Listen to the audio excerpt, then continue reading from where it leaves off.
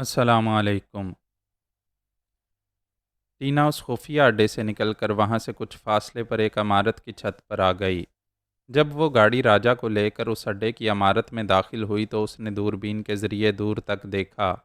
کوئی دوسری گاڑی اس کے تعاقب میں نہیں آئی تھی، لیکن اسے اطمینان نہ ہوا۔ وہ اپنی عقل سے یہ سمجھ رہی تھی کہ تعاقب کرنے والے گاڑیاں بدلتے رہتے ہیں، اس طرح تعاقب کیے جانے کا شبہ نہیں ہوتا۔ اس کے ماتحت جس مین روڈ سے مڑ کر اڈے کے احاطے میں آئے تھے، وہاں ایک سوزوکی کار مڑ کر اسی اڈے کے سامنے والی سڑک پر سے گزرتے ہوئے آگے بڑھتی چلی گئی تھی۔ پھر ایک پیلی ٹیکسی بھی اسی راستے سے اس اڈے کے سامنے سے گزرتی ہوئی آگے جا رہی تھی۔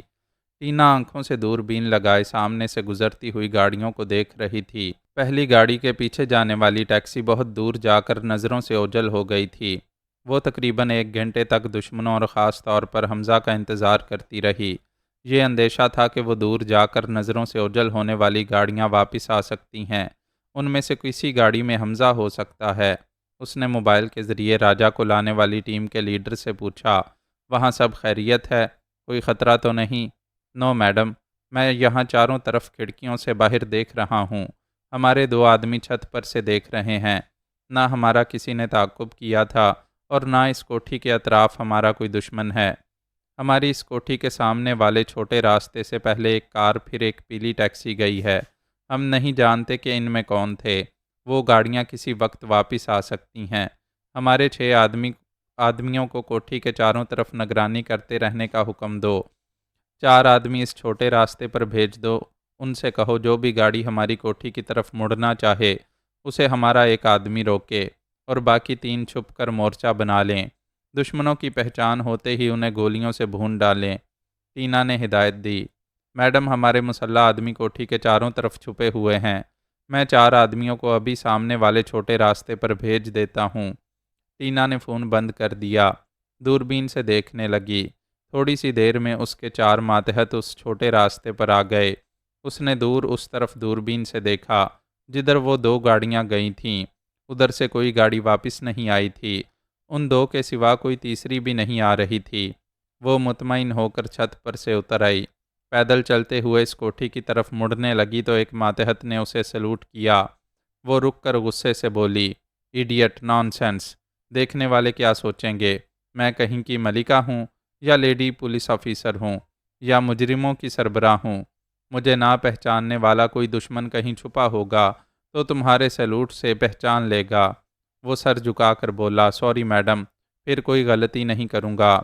وہ اسے ناگواری سے دیکھ کر کوٹھی میں آئی۔ اس کا خاص ماتحت اسے اس کمرے میں لے گیا جہاں راجا کو ایک بستر پر لٹایا گیا تھا۔ وہ اسے دیکھ کر فاتحانہ انداز سے مسکرا کر بولی، ہمارے سر کی ہٹ لسٹ میں حمزہ اور راجا نواز کے نام ہیں کہ دونوں ناقابل شکست اور ناقابل گرفت ہیں۔ اب اس لسٹ پر سے اس کا نام کٹ جائے گا۔ میں ایک بار ناکام ہو کر دوسری بار اسے قدموں تلے لے آئی ہوں۔ کمان، میرے لیے ایک جام بناؤ اور یہاں سے جاؤ۔ ماتحت نے شراب کی بوتلوں سے بھرے ہوئے ایک کیبنٹ کو کھولا، پھر پوچھا، میڈم، وسکی یا وائن؟ وہ راجا کی کھلی ہوئی ساکت آنکھوں میں آنکھیں ڈال کر بولی، میں تو نظریں ملا کر پی رہی ہوں، مجھ سے کچھ نہ پوچھو۔ آج تو جام میں زہر بھی ملے گا تو پی لوں گی۔ ماتحت ایک چھوٹی سی ٹرے میں جام بھر کر لے آیا۔ ٹینا نے شیشے کے نازک سے جام کو اٹھایا۔ ماتحت ٹرے لے کر چلا گیا۔ وہ جام والا ہاتھ فضا میں بلند کرتے ہوئے راجا کے قریب آتے ہوئے بولی، شیر کا شکار کرنے سے جو نشہ ہوتا ہے وہ نشہ کسی شراب میں نہیں ہوتا، مگر میں یہ جام تمہارے نام سے پی رہی ہوں۔ چیئرز! اس نے جام کو ہونٹوں سے لگا کر ایک ہی سانس میں پیتے ہوئے اسے خالی کیا، پھر شیشے کے اس نازک سے جام کو سامنے والی دیوار پر دے مارا۔ راجا کی طرف جھک کر کہا، سنا تم نے؟ وہ جام جو بے آواز تھا ٹوٹ کر چکنا چور ہوتے ہوئے ایک چھناکے سے کراہ کر رہ گیا۔ تمہارے منہ میں بھی زبان ہے مگر تم مرتے وقت کراہ بھی نہیں سکو گے۔ کیسی بے بسی کی موت مرو گے تم! آہ! اس نے اپنے گریبان میں ہاتھ ڈال کر ایک ننھا سا پستول نکالا، پھر اس پستول کو راجا کے چہرے سے لگا کر اس کی نال کو گال پر اور پیشانی پر پھیرتے ہوئے بولی، سر نے حکم دیا ہے کہ تمہیں گولی نہ ماری جائے۔ تمہیں اعصابی کمزوری میں مبتلا کر کے قیدی بنا کر کہیں چھپا دیا جائے اور حمزہ کو تمہاری تلاش میں لگا کر اسے الیکشن کے ہتھ کنڈوں سے دور رکھا جائے۔ بہت جلد حمزہ بھی تمہیں تلاش کرتے کرتے ہمارے دام میں آ جائے گا۔ وہ پستول اس کے چہرے پر سے ہٹا کر بولی، مگر نہیں، میں ایک ناکامی کے بعد دوسری ناکامی کا الزام نہیں اٹھاؤں گی۔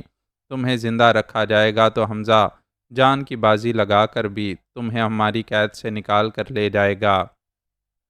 خفیہ ہاتھ کی حکمت عملی دھری کی دھری رہ جائے گی اور میری محنت یوں ہی ضائع ہوگی۔ بس یہی آخری موقع ہے۔ یہاں حمزہ تو کیا، تمہارا خدا بھی تمہیں بچانے کے لیے نہیں آئے گا۔ اسی لمحے میں ایک قریبی مسجد سے عصر کی اذان کی آواز ابھرنے لگی۔ اللہ اکبر، اللہ اکبر۔ ٹینا نے اس کے سینے کا نشانہ لیا، پھر ٹریگر پر انگلی رکھی، لیکن اس سے پہلے کہ وہ ٹریگر کو دباتی اس کے ذہن کو ایک جھٹکا سا لگا۔ اس کی کلائی مضبوط مردانہ گرفت میں آ گئی تھی۔ ٹینا نے سہم کر دیکھا، کوما سے نکلی ہوئی آنکھیں ایک درندے کی طرح غراتی ہوئی اسے دیکھ رہی تھیں۔ ٹینا کا کلیجہ دھک سے رہ گیا۔ وہ کبھی سوچ بھی نہیں سکتی تھی کہ مردہ زندہ ہو سکتا ہے۔ راجہ نواز مردہ ہی تھا۔ اس کے اندر زندگی صرف اتنی ہی تھی کہ وہ دھیمی دھیمی سانسیں لیتا رہتا تھا۔ دل صرف اس حد تک دھڑک رہا تھا کہ اپنی آدھی زندگی کا یقین دلا سکے۔ باقی آدھی زندگی کے لیے امید کی جا سکتی تھی کہ وہ کوما سے نکلے گا، تب ہی ایک مکمل زندگی حاصل کر سکے گا۔ جب ٹینا نے اسے قیدی بنایا تھا تو وہ ایک مردے کی طرح پڑا رہتا تھا، نہ ہل سکتا تھا، نہ اپنی آنکھ کو جنبش دے سکتا تھا، کچھ بولنے اور سننے کے قابل نہیں رہا تھا۔ سونے والے کو جھنجھوڑ کر جگایا جا سکتا ہے، مرنے والے کو بار بار آوازیں دے کر زندگی کی طرف نہیں لایا جا سکتا تھا۔ راجہ نواز سے پہلے بھی بے شمار ایسے افراد پر تجربات کیے جا چکے تھے، اور ان تمام تجربات کے نتیجے میں یہی معلوم کیا گیا تھا کہ کوما میں رہنے والا لا علاج رہتا ہے۔ جب کوما کی مدت پوری ہو جائے تو پھر وہ خود ہی حرکت کرنے، بولنے اور سننے کے قابل ہو جاتا ہے۔ ٹینا کئی مرتبہ راجہ نواز کو قتل کرنے میں ناکام رہی تھی۔ اس کی جگہ دھوکے سے کسی اور کو ہلاک کر دیا تھا۔ خفیہ ہاتھ کی تمام ایجنسیوں میں اس کا یہ ریکارڈ تھا کہ وہ کبھی کسی مہم میں ناکام نہیں ہوتی تھی۔ جسے شکار کرنا ہو وہ ٹینا کے ہاتھوں ضرور مرتا ہے۔ پہلی بار ٹینا کو یہ ٹارگٹ بتایا گیا تھا کہ اسے ہر حال میں قتل کرنا ہے۔ دوسری بار خفیہ ہاتھ نے حکم دیا کہ راجہ نواز کو ہلاک نہ کیا جائے، اسے یرغمال بنا کر رکھا جائے، حمزہ کے لیے جال بچھایا جائے گا، وہ اسے رہائی دلانے کے لیے آئے گا، پھر اس جال میں پھنس جائے گا۔ اور حمزہ واقعی اس کی رہائی کے لیے بھٹک رہا تھا۔ اسے تلاش کرتا ہوا ملتان روڈ کی طرف نکل گیا۔ ٹینا بہت محتاط تھی۔ جب اسے یقین ہو گیا کہ حمزہ اس خفیہ اڈے تک نہیں پہنچ سکے گا تو وہ اس مکان میں آ گئی، پھر اس کمرے میں پہنچی جہاں راجہ نواز ایک نیم مردہ کی طرح پڑا ہوا تھا۔ اس نے اپنے ایک ماتحت سے ایک پیگ لے کر پیا تھا۔ اس نے اپنے اس خالی جام کو دیوار پر دے مارا۔ وہ راجہ نواز کو زیر کرنے کی خوشی میں مست تھی۔ اس نے اپنے لباس میں سے ایک پستول نکالا، پھر پستول کی نال کو اس کے چہرے پر پھیرتے ہوئے بولی، مجھے حکم دیا گیا ہے کہ میں تمہیں گولی نہ ماروں، تمہیں زندہ رکھوں، لیکن میں ناکامی برداشت نہیں کرتی۔ پہلی بار تمہیں قتل کرنے کا حکم دیا گیا تھا اور میں ناکام رہی تھی، اب اس کی تلافی کروں گی۔ اس بار تم نہیں بچ سکو گے۔ تمہیں قتل کرنے کے بعد خفیہ ہاتھ کو رپورٹ دوں گی کہ تمہارے آدمی پھر تمہیں بچا کر لے جانا چاہتے تھے، لہٰذا مجبوراً مجھے گولی چلانی پڑی، جس کے نتیجے میں تم مارے گئے۔ اسے یہ اندیشہ تھا کہ راجہ نواز کو زندہ رکھا جائے گا تو حمزہ جان کی بازی لگا کر اسے وہاں سے نکال لے جائے گا۔ ایسے میں خفیہ ہاتھ کی حکمت عملی دھری کی دھری رہ جائے گی اور ٹینا کی ساری محنت ضائع جائے گی۔ بے شک مردے کی طرح بے حس و حرکت پڑا ہوا راجہ نواز اس وقت اپنا بچاؤ نہیں کر سکتا تھا، لیکن اسی وقت ٹینا نے اپنی ذہانت، چالاکی اور طاقت کے غرور میں اللہ تعالیٰ کو چیلنج کیا اور نیم مردہ راجہ نواز سے کہا، یہاں حمزہ تو کیا، تمہارا خدا بھی بچانے کے لیے نہیں آئے گا۔ ٹھیک اسی لمحے ایک قریبی مسجد سے عصر کی اذان کی آواز ابھرنے لگی۔ اللہ اکبر، اللہ اکبر۔ ٹینا نے اس کے سینے کا نشانہ لیا، لیکن اس سے پہلے کہ وہ گولی چلاتی اس کے ذہن کو ایک جھٹکا سا لگا۔ اس کی کلائی مضبوط مردانہ گرفت میں آ گئی تھی۔ پستول کی نال کا رخ دوسری طرف ہو گیا تھا۔ اسے حمزہ بچانے نہیں آیا تھا اور بظاہر وہاں اللہ بھی نہیں تھا۔ وہ کبھی نظر ہی نہیں آتا، لیکن وہ تو اندر سے توانائی بخشتا ہے۔ ان لمحات میں کوما کی مدت ختم ہو چکی تھی اور کوما سے نکلی ہوئی آنکھیں ایک درندے کی طرح غراتی ہوئی اسے دیکھ رہی تھیں۔ اس کا کلیجہ دھک سے رہ گیا۔ وہ کبھی سوچ بھی نہیں سکتی تھی کہ مردہ زندہ ہو سکتا ہے۔ اس نے اپنی کلائی چھڑانے کی کوشش کی، لیکن وہ تو جیسے شکنجے میں آ گئی تھی اور سہم کر دیکھ رہی تھی کہ مضبوط گرفت میں آنے کے باعث اس کے پستول کا رخ خود اپنی طرف ہوتا جا رہا تھا۔ راجا کی انگلی اس کے ٹریگر پر آ گئی تھی اور اس کی اپنی انگلی پہلے ہی سے ٹریگر پر تھی۔ وہ نہ چاہتی تب بھی راجا کی انگلی سے ٹریگر دب جاتا۔ بچنے کا ایک ہی راستہ تھا کہ وہ اپنے ماتحت کو آواز دے۔ اس کا ماتحت دوسری طرف منہ کیے اس کے لیے دوسرا پیگ بنا رہا تھا۔ ٹینا نے خوف زدہ ہو کر اسے پکارا۔ اسی لمحے ٹھائیں کی آواز کے ساتھ گولی چل گئی۔ ٹینا کے حلق سے ایک چیخ نکلی۔ راجا نے دوسرے ہاتھ سے پستول چھین لیا۔ ادھر ٹینا اپنے لہو میں بھیگتی ہوئی فرش پر گری۔ ادھر اس کا ماتحت دوڑتا ہوا آیا۔ راجا نے لیٹے ہی لیٹے اس کے منہ پر زوردار لات ماری۔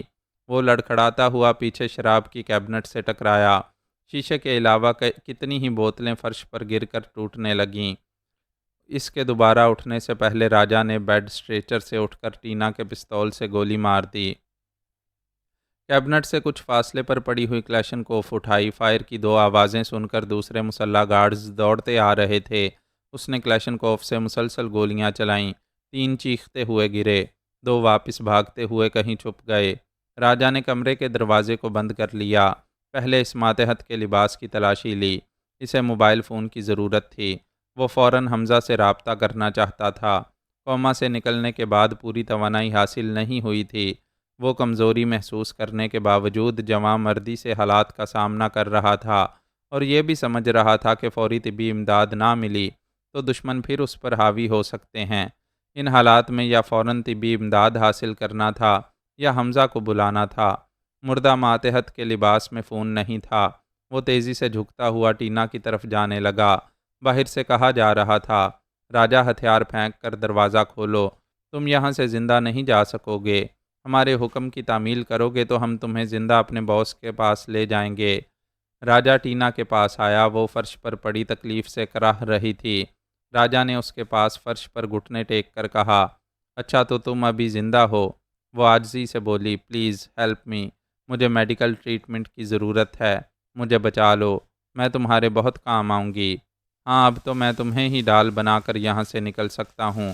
اس نے ٹینا کے لباس کے اندر سے ایک موبائل فون نکالا، پھر اسے آپریٹ کیا۔ حمزہ کے موبائل فون کے نمبر پنچ کیے۔ رابطہ ہونے پر دوسری طرف سے ایسی آواز آ رہی تھی جیسے کوئی فون کا بزر سن رہا ہو مگر خاموش ہو۔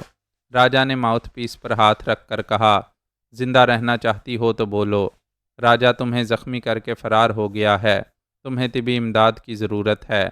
اس نے فون کو قریب کرتے ہوئے ٹینا کے چہرے سے چہرہ ملایا تاکہ دوسری طرف سے آواز سن سکے۔ ٹینا نے کراہتے ہوئے کہا، ہیلو، تم کون ہو؟ میں ٹینا بول رہی ہوں، بری طرح زخمی ہوں، مجھے فوراً ہسپتال میں پہنچاؤ۔ دوسری طرف سے حیران ہو کر پوچھا گیا، ٹینا، تم نے حمزہ کے موبائل پر رابطہ کیوں کیا ہے؟ میں نے حمزہ سے یا کسی سے رابطہ نہیں کیا ہے۔ راجا کے فرار ہوتے وقت یہ موبائل گر پڑا تھا، میں نے صرف ری ڈائل کا ایک بٹن دبایا ہے۔ اگر تم حمزہ ہو تو سنو، راجا فرار ہو کر بھی ہم سے نہیں بچ سکے گا، وہ مجھے زخمی کر کے گیا ہے۔ ٹینا، میں حمزہ نہیں ہوں۔ تعجب ہے، میری آواز نہیں پہچان رہی ہو؟ ہاں ہاں پہچان رہی ہوں، اب بولا نہیں جا رہا، پلیز ہیلپ ہیلپ۔ راجا نے فون بند کر دیا۔ ٹینا کو فرش سے اٹھا کر بٹھاتے ہوئے کہا، گولی تمہارے شانے کے آر پار ہوئی ہے، تمہاری جان نہیں جائے گی، طبی امداد سے بچ جاؤ گی۔ اپنے آدمیوں سے کہو ہتھیار پھینک کر باہر لان میں اپنے دونوں ہاتھ گردنوں پر رکھ کر کھڑے رہیں۔ جو بھی چالاکی دکھائے گا، راستہ روکے گا یا چھپ کر مجھے گولی مارے گا تو میں مرتے مرتے تمہیں بھی مار ڈالوں گا۔ وہ کھڑی ہو گئی۔ راجا نے ایک ہاتھ سے اس کی گردن پکڑی، دوسرے ہاتھ سے پستول اس کی پشت سے لگا دیا۔ وہ بند دروازے کے پاس آ کر بولی، میں ٹینا ہوں، زخمی ہو گئی ہوں، راجا مجھے میڈیکل ایڈ کے لیے لے جا رہا ہے، میرا حکم ہے تم سب ہتھیار پھینک کر لان میں جا کر دونوں ہاتھ اپنی گردنوں پر رکھ لو، کم آن جلدی کرو۔ پھر ٹینا نے دروازے کو کھولا، کمرے سے نکلتے ہوئے بولی، میری سلامتی چاہتے ہو تو کہیں سے چھپ کر راجا کو گولی نہ مارنا، ورنہ یہ مجھے مار ڈالے گا۔ وہ راجا کے آگے ڈھال بنی، بار بار اپنی سلامتی اور راجا پر گولی نہ چلانے کی تاکید کرتے ہوئے مکان سے باہر آئی۔ 5 گارڈز اپنی گردن پر ہاتھ رکھے نہتے کھڑے تھے۔ راجا نے ٹینا کو اسٹیئرنگ سیٹ پر بٹھایا۔ وہ کھسکتے ہوئے دوسری سیٹ پر آ گئی۔ راجا نے اسٹیئرنگ سیٹ پر آ کر دروازہ بند کر کے کار سٹارٹ کی، پھر اسے ڈرائیو کرتا ہوا احاطے سے باہر آ گیا۔ وہ بولی، مجھے فوراً کسی قریبی ہسپتال میں پہنچا دو، نہیں تو میں مر جاؤں گی۔ زندہ رہ کر کیا کرو گی؟ میں یسوع مسیح کی قسم کھا کر کہتی ہوں تمہارے کام آتی رہوں گی۔ اگر سچ کہہ رہی ہو تو میرے سوالوں کا صحیح جواب دو۔ میں صحیح جواب دوں گی، ہمیشہ سچ بولوں گی، مگر ابھی مجھے ہسپتال لے چلو۔ گولی تمہارے شانے کے نیچے گوشت کے آر پار چلی گئی ہے۔ اگر گولی جسم میں پیوست رہے تو زخم میں زہر پھیلتا رہتا ہے۔ فوری طور پر آپریشن ضروری ہوتا ہے۔ تمہارے ساتھ ایسی کوئی بات نہیں ہے۔ مرہم پٹی سے تمہیں کسی قدر آرام آ جائے گا۔ تم زیادہ تکلیف ظاہر کرنے کی ایکٹنگ نہ کرو۔ تم کہتے ہو زخم تشویشناک نہیں ہے تو مرہم پٹی کرا دو۔ یہاں ایک ہسپتال ہے، یہ گولی کا زخم ہے۔ کیا تمہیں ہسپتال لے جا کر پولیس کیس میں الجھتا رہوں؟ اس کے بعد بکواس نہ کرنا، میری بات کا جواب دو۔ تھوڑی دیر پہلے موبائل پر کس سے بات ہوئی تھی؟ ہماری خفیہ ایجنسی کا ایک افسر تھا۔ حمزہ کا فون نمبر اس کے پاس کیسے پہنچ گیا؟ میں کیسے جان سکتی ہوں؟ میں تو تمہارے ساتھ تھی۔ تم ابھی فون کر کے پوچھ سکتی ہو کہ حمزہ کا فون نمبر اس افسر کے ہاتھ کیسے لگ گیا، اور حمزہ کہاں ہے۔ تم مجھے اس مکان سے لے آئے، میرے تمام گارڈز کو مجبور کر دیا، مگر تم سے ایک غلطی ہو گئی۔ انہوں نے ابھی اس مکان کے فون سے تمام خفیہ ایجنسیوں کو بتا دیا ہوگا کہ تم مجھے ڈھال بنا کر لے گئے ہو۔ اب کسی بھی ایجنسی کا کوئی افسر مجھے صحیح بات نہیں بتائے گا۔ ہاں، مجھ سے یہ غلطی ہو گئی۔ انہوں نے اس کار کا نمبر اور کلر بتا دیا ہوگا۔ اس کار کو جلد سے جلد چھوڑنا ہوگا۔ وہ کار روک کر بولا، چلو اترو۔ ٹینا نے سمجھا وہ کار بدلنا چاہتا ہے۔ وہ دروازہ کھول کر باہر آئی۔ راجا نے کہا، میری طرف دیکھو۔ راجا نے کہا، تم نے دوبارہ مجھے مار ڈالنے میں کوئی کسر نہیں چھوڑی، اور اب مجھے دھوکہ دے رہی ہو۔ فون پر بات کرنے والا ایجنسی کا کوئی افسر نہیں تھا۔ میں اس کی آواز پہچانتا ہوں اور موت بن کر اس کے پاس جا رہا ہوں۔ اب تم بھی جاؤ۔ اس نے تڑا تڑ 2 گولیاں اس کے سینے میں ماریں، ایک اس کے پیٹ پر اور ایک اس کے حسین چہرے پر مار کر حسن کی نفی کی۔ پھر تیز رفتاری سے کار آگے بڑھاتا چلا گیا۔ اس کار میں زیادہ دیر رہنا خطرناک تھا۔ اس نے ایک مین روڈ پر کار روکی۔ وہاں سے کبھی دوڑتا ہوا اور کبھی تیزی سے چلتا ہوا ایک مین سٹاپ پر آیا۔ ایک بس میں سوار ہونے کے بعد وہ ہانپنے لگا۔ اس کی کمزوری بڑھتی جا رہی تھی۔ اب تک صرف انجیکشن کے ذریعے اس کے اندر خوراک پہنچائی جا رہی تھی تاکہ زندگی برقرار رہے۔ کومے سے نکلنے کے بعد اسے توانائی بخش غذائیں کھلائی جاتیں، لیکن حالات موقع نہیں دے رہے تھے۔ وہ اپنی سلامتی کے لیے بھاگتا پھر رہا تھا۔ یہ بھی بہت تھا کہ وہ اتنی دیر تک اپنی جسمانی کمزوریوں سے لڑتا ہوا دشمنوں کے نرغے سے نکل آیا تھا، مگر اب قوت برداشت جواب دے رہی تھی۔ وہ بس کی سیٹ پر بیٹھا، اس کی پشت سے ٹیک لگا کر ادھ کھلی آنکھ سے بس کے اندرونی حصے کو دیکھتے دیکھتے اور گہری گہری سانسیں لیتے ہوئے اپنے آپ سے غافل ہو گیا۔ آنکھیں بند ہو گئیں۔ یہ معلوم نہ ہو سکا کہ اب تقدیر اسے کہاں لے جا رہی ہے۔ اے مقدر، اچانک یہ کیا ہو گیا؟ جو سوچا نہ تھا وہ غضب ہو گیا۔ تابانی نے پاکستان پہنچتے ہی موبائل فون کے ذریعے فرمان سے رابطہ کیا، لیکن ان کا فون بند تھا، جبکہ بند نہیں ہونا چاہیے تھا۔ فرمان نے کہا تھا اس کے پاکستان پہنچنے اور فون کے ذریعے خیریت کی تصدیق کرنے تک وہ اپنے موبائل فون کو آن رکھے گا، لیکن فون بند تھا۔ تابانی کبھی آدھے گھنٹے کبھی 1 گھنٹے کے وقفے سے رابطہ کرتی رہی، لیکن نہ ہی فرمان کی آواز سنائی دی اور نہ ہی پوجا نے اپنے طور پر خیریت کی اطلاع دی۔ اس نے لاہور کی طرف سفر کرتے ہوئے گاڈ فادر ہاشم سے رابطہ کیا۔ وہ اپنی بہن ڈاکٹر آمنہ کی حفاظت کے لیے لندن پہنچا ہوا تھا۔ اس نے کہا، انکل میں تابانی بول رہی ہوں۔ میں نے فرمان اور پوجا نے بھارت سے پاکستان پہنچنے کا منصوبہ بنایا تھا۔ میں تو پاکستان پہنچ گئی ہوں، لیکن فرمان اور پوجا لاپتہ ہو گئے ہیں۔ طے شدہ پروگرام کے مطابق فون سے رابطہ نہیں ہو رہا۔ میں 1 آدھ گھنٹے کے وقفے سے 7 بار رابطہ کرنے کی کوششیں کر چکی ہوں، لیکن ادھر سے فون خاموش ہے۔ ہاشم نے کہا، کوئی گڑبڑ ہو گئی ہے۔ اپنا موبائل اگر ناکارہ ہو گیا ہے تو فرمان کسی دوسرے فون سے رابطہ کر سکتا تھا۔ اس نے پچھلی رات سے اب تک مجھ سے رابطہ نہیں کیا ہے۔ انکل، یہ اندیشہ پیدا ہو رہا ہے کہ راہ والوں نے میرے بھائی اور پوجا کو گرفتار نہ کر لیا ہو۔ بیٹی، کچھ بھی ہو سکتا ہے۔ میری باجی آمنہ پر دباؤ ڈالنے کے لیے وہ کچھ بھی کر سکتے ہیں۔ ہمیں اپنی طرف سے فی الحال خاموش رہنا چاہیے۔ اگر راہ والوں نے فرمان کو قیدی بنایا ہوگا تو وہ 2-4 گھنٹوں میں باجی آمنہ کو بلیک میل کریں گے۔ ان پر یہ دباؤ ڈالیں گے کہ کالیہ کا آپریشن کامیاب نہ ہوا اور وہ 2-3 ماہ میں چلنے پھرنے کے قابل نہ ہوا تو وہ فرمان کو جانی نقصان پہنچائیں گے۔ انکل، اگر ایسا ہوا تو میں راہ کے اعلیٰ افسران سے لے کر معمولی افسران تک کو جانتی ہوں۔ ان کے سیکرٹ ایجنٹ بھی مجھ سے چھپے نہیں رہیں گے۔ میں ایک ایک کو کتے کی موت ماروں گی۔ بیٹی، کبھی جوش میں نہ آنا۔ بڑے سے بڑا ناقابل برداشت واقعہ پیش آئے تو ہوش میں رہنا اور اپنی قوت برداشت کو مستحکم رکھنا۔ ایسا کرنے سے آج کی ناکامی کل کی کامیابی میں بدل جائے گی۔ اپنا موبائل کا کوڈ نمبر بتاؤ۔ پاکستان میں کہاں رہو گی؟ میں 2 گھنٹے میں لاہور پہنچ جاؤں گی۔ پھر تو مجھے کوڈ نمبر معلوم ہے۔ میں تم سے رابطہ رکھوں گا۔ ہاشم نے فون بند کر کے پھر اسے آن کیا اور اپنے دست راست امانت شیخ سے رابطہ کیا۔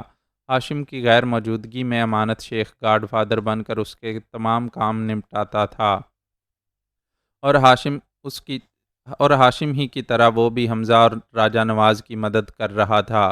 ہاشم نے فون کے ذریعے پوچھا، ہیلو شیخ، کیا رپورٹ ہے؟ اس نے جواب دیا، ہمارے انڈر گراؤنڈ کے معاملات حسب معمول ہیں، مگر ہمارے 40 تابع دار ماتحت باغی ہو چکے ہیں۔ وہ کہتے ہیں جب ہم انڈر گراؤنڈ مجرم ہیں تو ہمارا گاڈ فادر محب وطن کیوں ہے؟ ہمارا کوئی ملک نہیں ہوتا ہے۔ جن ممالک کے راستوں سے اسمگلنگ کی سہولتیں حاصل ہوتی ہیں اور جن ممالک میں ہمارے اسمگل ہوئے مال کی کھپت ہوتی ہے، وہ ممالک ہمارے لیے پاکستان سے زیادہ اہم ہیں۔ یہاں پاکستان میں رہنے کا مطلب یہ نہیں ہے کہ ہم اس ملک میں مجرمانہ سرگرمیاں چھوڑ دیں۔ میرے وہاں سے آتے ہی گڑبڑ شروع ہو گئی۔ وہ باغی ہونے والے کہاں ہیں؟ شمشیر سنگھ کالیہ کی بیٹی شلپا بڑی زبردست ہیرا پھیری کر رہی ہے۔ اس کی حمایت میں 4 ملکوں کے گاڈ فادر ہیں۔ ایک گاڈ فادر کارتا بن بلّہ سب سے زیادہ ہمارے خلاف ہے۔ شلپا نے اسی کے تعاون سے ہمارے آدمی توڑ لیے ہیں۔ ہمارے 40 تابع دار کہلانے والے دوسری پارٹی میں چلے گئے۔ یہ بات میرے فون کرنے کے بعد تم بتا رہے ہو۔ کیا تم مجھے فون کر کے نہیں بتا سکتے تھے؟ بتا سکتا تھا، مگر پہلے حمزہ اور راجہ نواز کے حالات سن لیں۔ میں نے آپ کے حکم کے مطابق انہیں پناہ لینے کے لیے ایک خفیہ بنگلہ دیا تھا۔ وہ دونوں 2 الگ گاڑیوں میں آؤٹنگ کے لیے گئے تھے۔ اس کے بعد دونوں لاپتہ ہو گئے۔ ہاشم نے پریشان ہو کر پوچھا، کیسے لاپتہ ہو گئے؟ کیا ہمارے جاسوس ان کی نگرانی نہیں کر رہے تھے؟ نگرانی کرنے والے کئی جاسوس تھے۔ بعد میں پتہ چلا کہ ہمارے وہ تابع دار جاسوس دراصل وہی باغی تھے۔ انہیں خفیہ ہاتھ نے خرید لیا تھا۔ اس طرح یہ کہا جا سکتا ہے کہ حمزہ اور راجہ نواز جہاں جا رہے تھے، جہاں چھپ رہے تھے، وہاں ہمارے غدار جاسوسوں کے باعث ناکام ہو رہے تھے۔ کیا تم نے حمزہ اور راجہ سے رابطہ کیا؟ میں نے بہت کوششیں کی تھیں، لیکن ان کے موبائل فون ان کے پاس نہیں تھے۔ دونوں کے فون بند کر دیے گئے ہوں گے۔ امانت شیخ، میرے حساب سے اب ہمارے پاس صرف 15 تابع دار رہ گئے ہوں گے۔ نہیں، ان میں سے 3 مارے گئے ہیں۔ مرنے والوں میں آپ کا وفادار ملازم جان محمد بھی ہے۔ اوہ گاڈ، باقی 12 کہاں ہیں؟ وہ چھپتے پھرنے کے لیے ایک دوسرے سے بچھڑ گئے ہیں۔ کسی کو کسی کی خبر نہیں ہے۔ خفیہ ہاتھ کی ایجنسیوں کے تمام قاتل انہیں ڈھونڈتے پھر رہے ہیں۔ اور تم کہاں ہو؟ تمہارے لیے تو سب سے زیادہ خطرہ ہوگا۔ خطرہ تو ان کے لیے ہوتا ہے جو کمزور ہو کر طاقتور کو للکارتے ہیں۔ میں نے ایسی حماقت نہیں کی۔ خفیہ ہاتھ جیسے طاقتور کو للکارنے کی بجائے اس کی گود میں بیٹھ گیا ہوں۔ یہ کیا بکواس کر رہے ہو؟ میری دانائی کو بکواس کہہ رہے ہو؟ میں نے بہت بڑی قیمت لے کر تمہاری انڈر گراؤنڈ مافیا کو خفیہ ہاتھ کے پاس فروخت کر دیا ہے۔ تمہارے جتنے وفادار تھے انہیں موت کے گھاٹ اتار دیا ہے۔ تم یہاں آؤ گے تو تمہارا بھی یہی انجام ہوگا۔ ویسے یہ بتا دوں کہ تم لندن میں بھی محفوظ نہیں ہو، اور جب تم محفوظ نہیں ہو تو اپنی ڈاکٹر بہن کی حفاظت وہاں کیسے کرو گے؟ شیخ، تمہاری ضمیر فروشی نے مجھ جیسے گاڈ فادر کو تنہا کر دیا، لیکن میں اس سلسلے میں ابھی کچھ نہیں کہوں گا۔ صرف اتنا بتا دو کہ حمزہ اور راجہ نواز کہاں ہیں اور کس حال میں ہیں۔ حمزہ اور راجہ میرا مسئلہ نہیں رہے، خفیہ ہاتھ کا مسئلہ ہیں۔ اب وہ کسی رکاوٹ کے بغیر پاکستان میں اپنی مرضی کا حکمران لائے گا۔ حمزہ اور راجہ کہاں ہیں؟ خفیہ ہاتھ ہی بتا سکے گا۔ یہ کہتے ہی امانت شیخ نے فون بند کر دیا۔ ہاشم تھکے ہوئے انداز میں ایک کرسی پر بیٹھ گیا۔ اس کے دماغ میں آندھیاں چل رہی تھیں۔ وہ اپنی بہن ڈاکٹر آمنہ کی خاطر اپنا سب کچھ لٹا سکتا تھا، بلکہ لٹا چکا تھا۔ اب بہن کی حفاظت کرتے کرتے اپنی جان بھی دے سکتا تھا، لیکن بہت بڑی طاقت کے مقابلے میں حفاظت کرنے کے لیے قابل اعتماد ساتھیوں کی ضرورت تھی، جنہیں ہلاک کر دیا گیا تھا۔ حمزہ اور راجہ نواز اپنی ذات میں ایک فوج کے برابر تھے، لیکن وہ بھی لاپتہ ہو گئے تھے۔ یہ واضح طور سے معلوم نہیں ہو رہا تھا کہ خفیہ ہاتھ کی چال بازی سے وہ قید کر لیے گئے ہیں یا مار ڈالے گئے ہیں، یا وہ دونوں کہیں اس لیے بھٹک رہے ہیں کہ انہیں کراچی، لاہور اور اسلام آباد جیسے شہروں میں آ کر کرپٹ سیاستدانوں کے خلاف بیانات دینے کا موقع نہیں مل رہا ہے۔ اب ان کے پاس اتنی طاقت اور اختیارات نہیں رہے تھے کہ وہ اپنی آواز اخبارات تک پہنچا سکتے۔ اخبارات کو خفیہ ہاتھ اور کرپٹ سیاستدانوں کے خلاف حقائق شائع کرنے پر مجبور کرتے۔ وہ ہاشم جو زبردست گاڈ فادر تھا، اندر سے خالی ہو چکا تھا۔ الیکشن اسی طرح ہوا کرتے ہیں۔ عوام ایک بار نہیں بار بار اس خوش فہمی میں مبتلا رہتی ہے کہ ان کے ووٹوں سے نئی حکومت قائم ہونے والی ہے۔ اندر کی بات کوئی نہیں سمجھ پاتا کہ ہمارے ملک کی سیاسی کھچڑی لندن اور واشنگٹن میں پکتی ہے۔ اسے کہتے ہیں قوم کی خوش فہمی کی کھچڑی۔ لاکھ سلجھایا کیے گے سوئے ملک، کچھ نہ کچھ آخر میں الجھن رہ گئی۔ قوم تھی دراصل ایک کھچڑیے رئیس، اب تو اس کھچڑی کی کھرچن رہ گئی۔ یہ ایک بڑا المیہ ہے کہ قوم کی خوش فہمی اسے باوقار نہ رہنے دے، وہ خود کو باوقار سمجھے اور اس کے پاس محض وقار کی کھرچن رہ جائے۔ وہ تھوڑی دیر تک خاموش بیٹھا، موجودہ حالات کا تجزیہ کرتا رہا۔ پھر اس نے فون کے ذریعے ڈاکٹر آمنہ کو مخاطب کیا۔ ہیلو باجی، میں ہاشم بول رہا ہوں۔ آپ بہت ہی حوصلہ مند ہیں، اس لیے کسی تمہید کے بغیر بتا رہا ہوں کہ فرمان بھارت میں لاپتہ ہو گیا ہے، اس کی طرف سے کوئی رابطہ نہیں ہو رہا۔ آمنہ نے کہا شاید راہ والوں نے اسے ٹریپ کیا ہے۔ اگر انہوں نے ایسا کیا ہے تو اس کی جان لینے کی حماقت نہیں کریں گے۔ کالیا کو پہلے دوسرے اور شاید تیسرے آپریشن سے بھی گزرنا پڑے۔ وہ تقریباً 3 ماہ میں اپنے پیروں پر کھڑا ہو سکے گا، اور وہ 3 ماہ تک مجھے اور میرے بیٹے کو کسی طرح کا نقصان نہیں پہنچا سکیں گے۔ تم تو خیریت سے ہونا؟ نہیں باجی، میں تو بالکل لٹ گیا ہوں، طاقت اور اختیارات سے خالی ہو گیا ہوں۔ یہ کیا کہہ رہے ہو؟ صاف صاف اپنے حالات بتاؤ۔ وہ بتانے لگا کہ اس کی غیر موجودگی میں اس کے دست راست شیخ امانت نے کتنا بڑا دھوکہ دیا ہے۔ اس کی انڈر گراؤنڈ مافیا کو شیخ امانت نے خفیہ ہاتھ کے حوالے کر دیا ہے، خفیہ ہاتھ سے اس کی بھاری قیمت وصول کی ہے اور اپنے تحفظ کی ضمانت بھی حاصل کی ہے۔ ہاشم کے جتنے وفادار خفیہ ہاتھ کے خلاف تھے اور بدستور ہاشم کے وفادار تھے، انہیں چن چن کر قتل کر دیا گیا ہے۔ مختصر یہ کہ ہاشم اب گاڈ فادر نہیں رہا۔ آمنہ نے کہا واقعی تم بھی لٹ چکے ہو، تمہارے معتمد خاص نے تمہارے ساتھ اتنا بڑا دھوکہ کیا ہے، یہاں لندن میں بھی تمہارے لیے خطرات پیدا ہو گئے ہیں۔ میں نے ماسک میک اپ کیا ہوا ہے، دشمن مجھے پہچاننے کے بعد ہی میرے لیے خطرہ بن سکتے ہیں۔ میں آپ کی نگرانی کے لیے ہسپتال میں نہیں آؤں گا، لیکن ہسپتال کے آس پاس رہوں گا۔ ہاشم تم میری فکر نہ کرو، میں کہہ چکی ہوں دشمن مجھے اور میرے بیٹے کو 3 ماہ تک نقصان نہیں پہنچائیں گے۔ تمہاری انڈر گراؤنڈ مافیا ختم ہو گئی، کوئی بات نہیں، تم پھر اپنی ایک ذاتی فوج قائم کرو گے اور پہلے سے زیادہ طاقتور بنو گے۔ باجی ایسا کرنے میں مہینوں اور برسوں لگ جائیں گے، صرف 2-4 مہینوں میں تم دشمنوں کے لیے بہت بڑا خطرہ بن جاؤ گے۔ تم نے اپنی باجی کو سمجھا کیا ہے؟ میں 2-4 گھنٹے کے بعد تم سے فون پر رابطہ کروں گی۔ اور ہاں، تابانی کہاں ہے؟ وہ پاکستان پہنچ گئی ہے اور فرمان کے لیے پریشان ہے۔ اسے تسلی دو اور اس سے وعدہ کرو کہ 2-4 دنوں میں دوبارہ مستحکم ہوتے ہی اس کے مراد کو جیل سے نکال لاؤ گے۔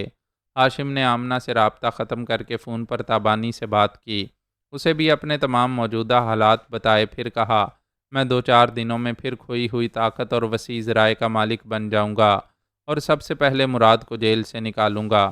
تم مجھ سے لاہور میں ملو گی؟ نہیں انکل، آپ مراد کی رہائی کی خاطر امی کو لندن میں تنہا نہ چھوڑیں۔ یہ تمہاری امی کا حکم ہے، انہیں اور فرمان کو 3 ماہ تک کوئی نقصان نہیں پہنچائے گا، لہٰذا تم لاہور میں میرا انتظار کرو۔ میں فرمان کی بہن آبی کو فون پر تمہارے بارے میں ابھی بتا رہا ہوں، تم اس کے ساتھ رہو گی، میں تم سے ملاقات کروں گا، تم اس کا پتہ نوٹ کرو۔ اس نے تابانی کو آبی کا پتہ بتایا، پھر آبی سے رابطہ کرنے کے بعد کہا، تمہاری امی تمہیں بتا چکی ہیں کہ انہیں اغوا کر کے بھارت لے جانے والی تابانی اب دشمن نہیں رہی ہے، وہ تمہاری امی کی بیٹی بن چکی ہے، فرمان اور تمہاری بڑی بہن بن چکی ہے، ابھی تمہارے پاس آ رہی ہے اور تمہارے ساتھ ہی رہے گی، میں بھی 1 ہفتے کے اندر آ رہا ہوں۔ ہاشم کے بتائے ہوئے پتے پر تابانی ایک کوٹھی میں پہنچ گئی، وہاں 2 مسلح گارڈز تھے۔ آبی نے ان سے کہہ دیا تھا کہ اس کی ایک بڑی بہن آنے والی ہے، اسے نہ روکا جائے۔ ایک گارڈ نے اس کی آمد کی اطلاع دی، آبی خود ہی کوٹھی سے باہر مین گیٹ پر اس کا استقبال کرنے آئی، پھر اس کے گلے لگ کر بولی، ایک بہن کی کمی تھی، وہ آپ نے پوری کر دی، اندر آئیے۔ وہ اندر آ کر بولی، میں نے دونوں گارڈز کو آپ کا نام نہیں بتایا، یہاں کی پولیس اور انٹیلیجنس والوں تک آپ کا نام پہنچے گا تو وہ آپ کو گرفتار کر لیں گے۔ تم بہت سمجھدار ہو آبی، یہاں میں اپنا کوئی دوسرا نام رکھ لوں گی۔ نام تو کوئی سا بھی رکھ لیں گی، لیکن آپ چہرے سے پہچانی جائیں گی۔ آپ ریڈی میڈ میک اپ کے ذریعے چہرہ بدل سکتی ہیں۔ حالات بڑی تیزی سے بدلتے جا رہے تھے، مجھے کہیں رکنے اور میک اپ کا سامان خریدنے کا موقع نہیں ملا، پھر یہ کہ میرے پاس پاکستانی کرنسی بھی ختم ہو گئی ہے۔ آپ میرے بیڈ روم میں چلیں، وہاں آپ کو ضرورت کا تمام سامان مل جائے گا۔ دونوں بیڈ روم میں آ گئیں۔ آبی میک اپ کا مختلف سامان نکال کر سنگھار میز کے سامنے رکھتے ہوئے بولی، آپ کا نام شازیہ کیسا رہے گا؟ اچھا رہے گا، مجھے شازیہ باجی کہا کرو۔ بائی دا وے باہر کھڑے ہوئے دونوں گارڈز نے مجھے اصلی چہرے کے ساتھ دیکھا ہے، چہرہ بدلنے کے بعد ان سے سامنا کیسے کروں گی؟ میں ابھی ان کی چھٹی کر دوں گی، پہلے آپ میرے بھائی جان کے بارے میں بتائیں۔ وہ چہرے پر تبدیلیاں کرنے کے دوران میرے بارے میں بتانے لگی۔ ابھی میری گمشدگی کی بات سن کر پریشان ہو گئی۔ تابانی نے کہا، تم امی اور اپنے بھائی جان کی فکر نہ کرو، انہیں کم از کم 3 ماہ تک کوئی نقصان نہیں پہنچے گا، البتہ ہمارے انکل ہاشم کو بہت زبردست نقصان پہنچایا گیا ہے۔ وہ بتانے لگی کہ ہاشم کے معتمد خاص کو خفیہ ہاتھ نے خرید لیا ہے اور ان کی انڈر گراؤنڈ مافیا کو نیست و نابود کر دیا ہے، لیکن وہ کہہ رہے تھے کہ 2-4 دنوں میں اپنی کھوئی ہوئی طاقت دوبارہ حاصل کر کے یہاں آئیں گے۔ 1 گھنٹے کے اندر تابانی نے چہرے کو اس حد تک تبدیل کر لیا کہ اب اسے تابانی کی حیثیت سے کوئی پہچان نہیں سکتا تھا۔ اب بھی اسے بیڈ روم میں چھوڑ کر ڈرائنگ روم میں آئی، پھر انٹرکام کے ذریعے ایک مسلح گارڈ کو بلایا۔ اس نے ڈرائنگ روم میں آ کر اسے سیلوٹ کیا۔ وہ بولی، آج سے مجھے تمہاری اور اس دوسرے گارڈ کی ضرورت نہیں ہے، میں 1 ماہ کی ایڈوانس تنخواہ دے کر تم دونوں کو فارغ کر رہی ہوں۔ اس گارڈ نے انٹرکام کا ریسیور اٹھا کر اپنے دوسرے ساتھی گارڈ سے کہا، یہاں آؤ، مس صاحبہ ہمیں 1 ماہ کی تنخواہ ایڈوانس دے کر ہماری چھٹی کر رہی ہیں۔ اس نے انٹرکام کا ریسیور رکھ کر آبی سے پوچھا، مس صاحبہ میں آپ کا یہ فون استعمال کر سکتا ہوں؟ آبی نے اجازت دی۔ اس نے ریسیور اٹھا کر نمبر ڈائل کیے، پھر رابطہ ہونے پر کہا، سر میں نے 1.5 گھنٹہ پہلے بتایا تھا کہ مس صاحبہ کی ایک بہن ملاقات کے لیے اس کوٹھی میں آ رہی ہیں اور وہ آ چکی ہیں۔ ان محترمہ کے آنے کے 1 گھنٹے بعد مس صاحبہ ہماری چھٹی کر رہی ہیں، آپ کیا فرماتے ہیں؟ وہ دوسری طرف کی باتیں سننے لگا۔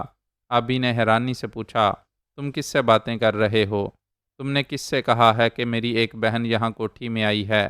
وہ گارڈ ریسیور کان سے لگائے آبی کو خاموش رہنے کا اشارہ کرتے ہوئے بولا، یس سر، ہم نے ڈیٹیکٹیو والے سے مس صاحبہ کی بہن کو چیک کیا تھا، اس کے لباس کے اندر کوئی ہتھیار نہیں تھا۔ یس یس یس سر، آل رائٹ سر۔ اس نے ریسیور رکھ دیا، پھر کہا، مس صاحبہ ہم سیکیورٹی گارڈز ہیں، یہاں ڈیوٹی کی جگہ چھوڑنے سے پہلے گارڈ فادر امانت شیخ صاحب کو یہاں کی رپورٹ دینا ضروری تھا۔ امانت شیخ کا نام سن کر آبی چونک گئی۔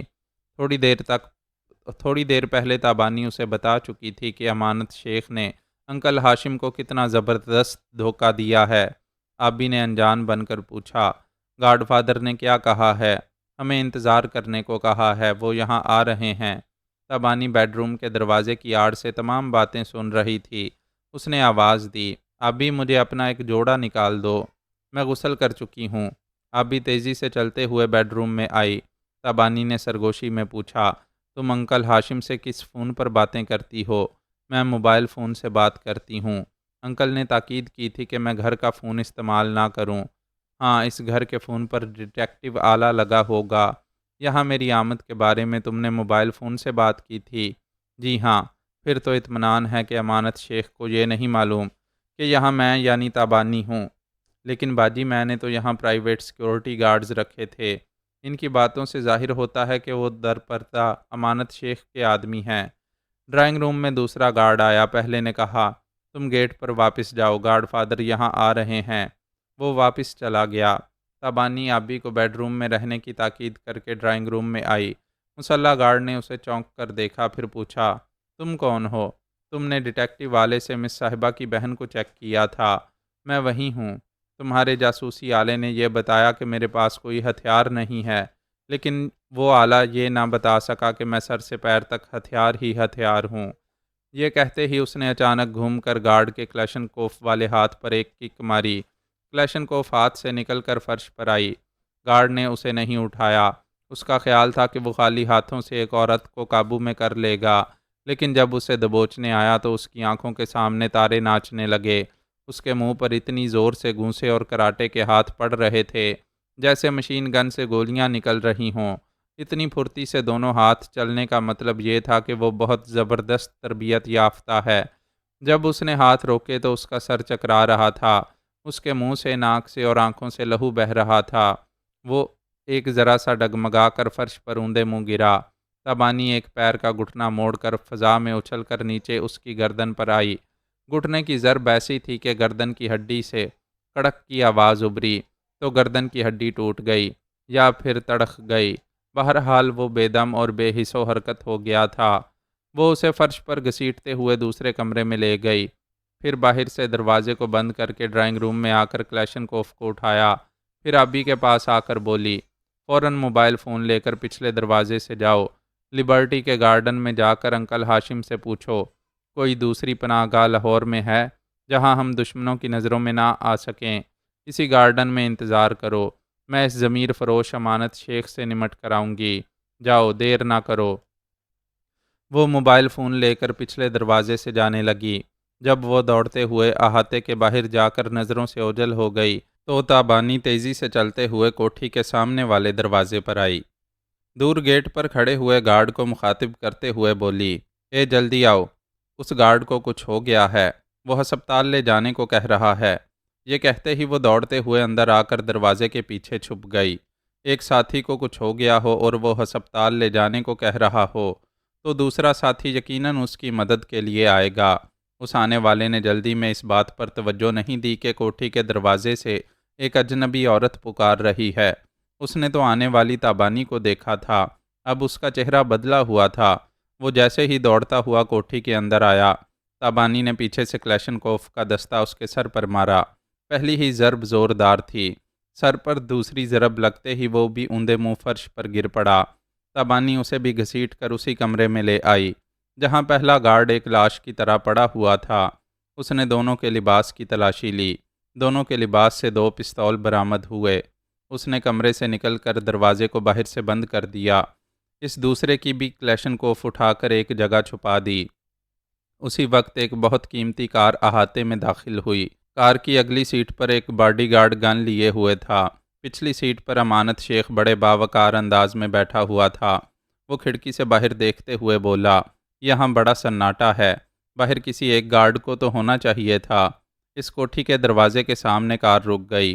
امانت شیخ نے کار سے باہر نکلتے ہوئے باڈی گارڈ سے کہا، دروازہ آدھا کھلا ہوا ہے، تم اندر جا کر دیکھو، ان 2 میں سے کسی ایک گارڈ کو بلاؤ اور اندر کے حالات کا جائزہ لے کر آؤ۔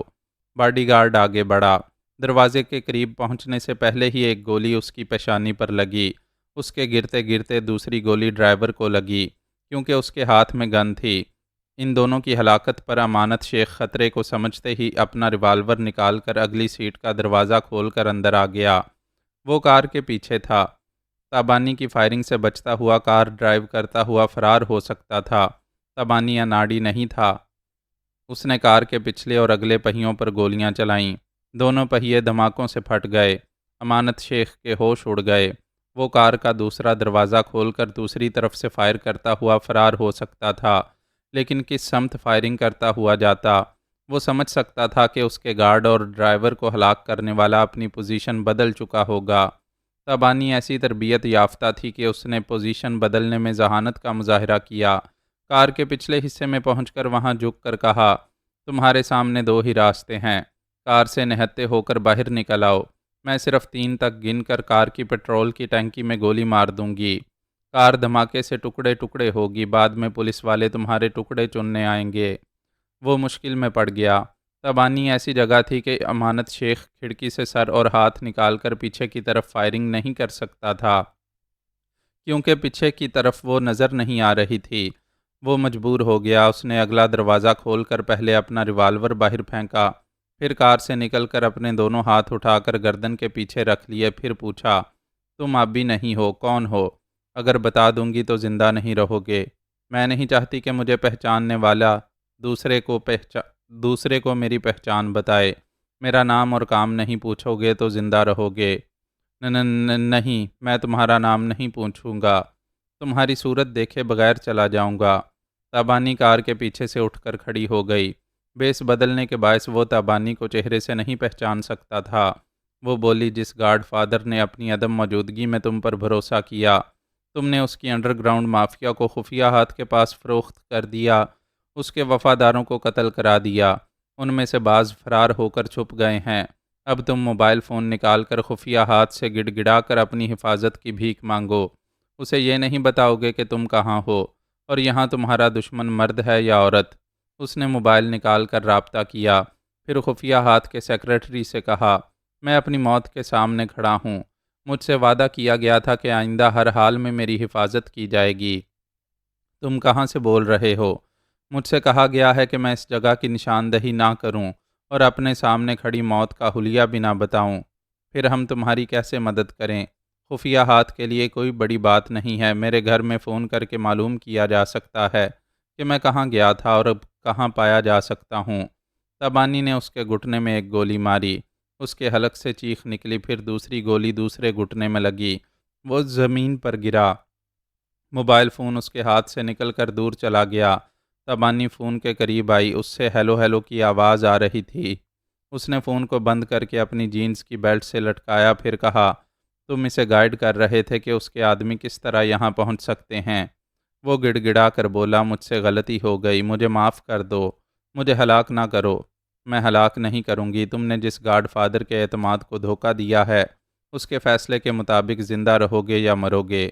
میں تمہارے سامنے ہاتھ جوڑتا ہوں، مجھے ہسپتال پہنچا دو۔ تمہارے دونوں گھٹنوں میں ایک ایک گولی لگی ہے، یعنی دونوں ہڈیاں ایک بار ٹوٹی ہیں۔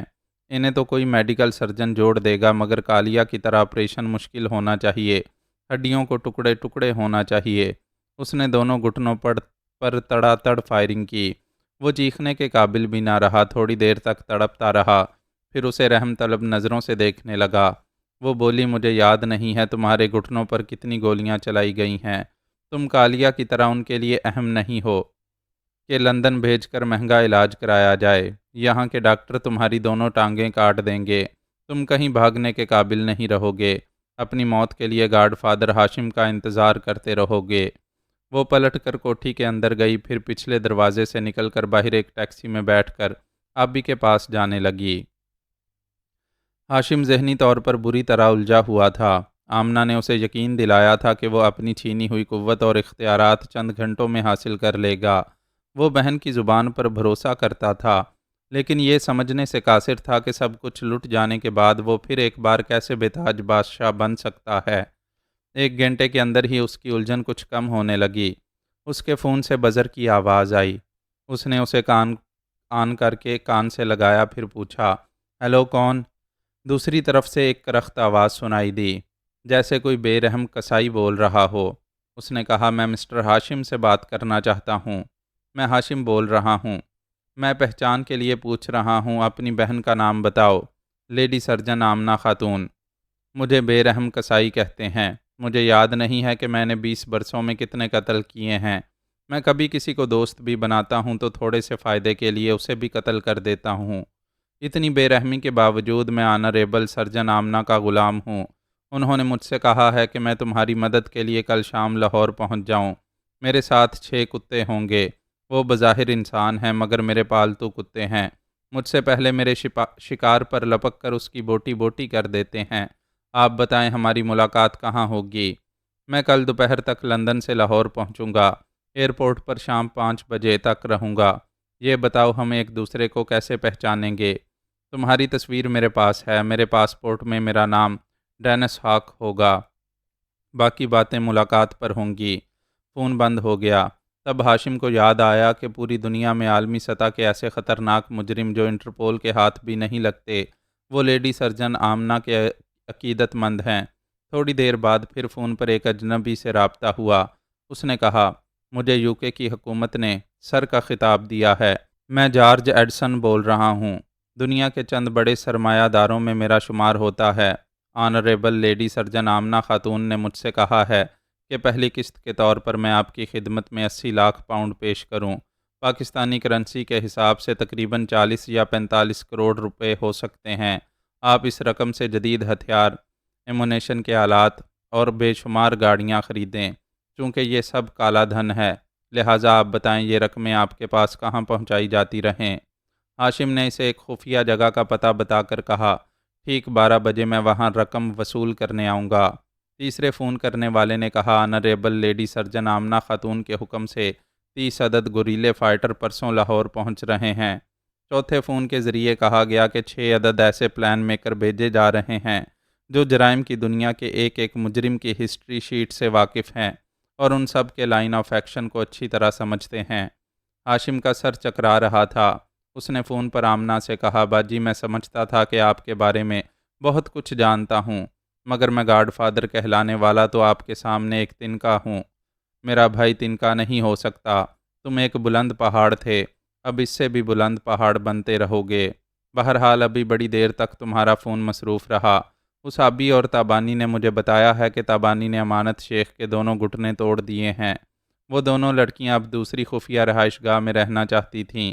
میں نے اپنی ایک پرائیویٹ کوٹھی کا پتہ بتا دیا ہے۔ تم وہاں کل پہنچو گے تو ان کے تمام حالات معلوم ہوں گے۔ ہاشم نے کہا، تابانی نے تو کمال کر دیا۔ ہم سے غداری کرنے والے کو دونوں پیروں سے اپاہج بنا دیا ہے۔ میں اپنے نئے مددگار دوستوں سے ملاقات کرنے کے بعد تابانی کے مراد کو جیل سے ضرور نکالوں گا۔ تم اس کی مراد پوری کر دو گے تو وہ تمام عمر تمہارے کام آتی رہے گی۔ باجی آپ اتنے وسیع ذرائع اور بے انتہا قوت رکھتی ہیں، اس کے باوجود خفیہ ہاتھ اور راہ والوں کے زیر اثر رہ کر اس منحوس کے لیے ایک آپریشن کر چکی ہیں۔ آخر آپ ان کے دباؤ میں کیوں ہیں؟ میں نے کبھی یہ نہیں کہا کہ ان کے دباؤ میں ہوں۔ میں نے تم سے بھی کہا کہ میری فکر نہ کرو، پاکستان جاؤ۔ عالمی سطح کے بڑے بڑے مجرم اور سر فہرست رہنے والے دولت مند بھی یہی کہہ رہے تھے کہ مجھے کالیہ کا آپریشن نہیں کرنا چاہیے، لیکن ڈاکٹر اور سرجن کی حیثیت سے یہی تو میرا ایمان ہے کہ میں اپنے آپریشن بیڈ پر آنے والے جانی دشمنوں کا بھی علاج کرتی ہوں۔ یہ کبھی نہیں سوچتی کہ وہ نئی زندگی پا کر پھر میرے جان کے دشمن بن جائیں گے، اور تم دیکھ رہے ہو کہ کالیہ جیسے دشمن برائے نام ہیں اور دنیا کے بڑے بڑے خطرناک مجرم میرے عقیدت مند ہیں۔ جس طرح میں نے ایک مشکل آپریشن کے ذریعے تمہاری جان بچائی تھی، اسی طرح ان تمام خطرناک مجرموں کے مشکل آپریشن بھی کیے اور انہیں قانون کی گرفت سے بچاتی رہی۔ واقعی میں دیکھ رہا ہوں آپ کے ایک حکم پر مجھے دوبارہ زیر زمین مافیا کی بادشاہت مل رہی ہے۔ میرا خیال ہے آپ فرمان کے لیے بھی کچھ کر رہی ہوں گی۔ بے شک، وہ میرا ایک ہی جاں باز بیٹا ہے۔ تم دیکھتے جاؤ شلپا کو اور راہ والوں کو، اس کی گمشدگی بہت مہنگی پڑنے والی ہے۔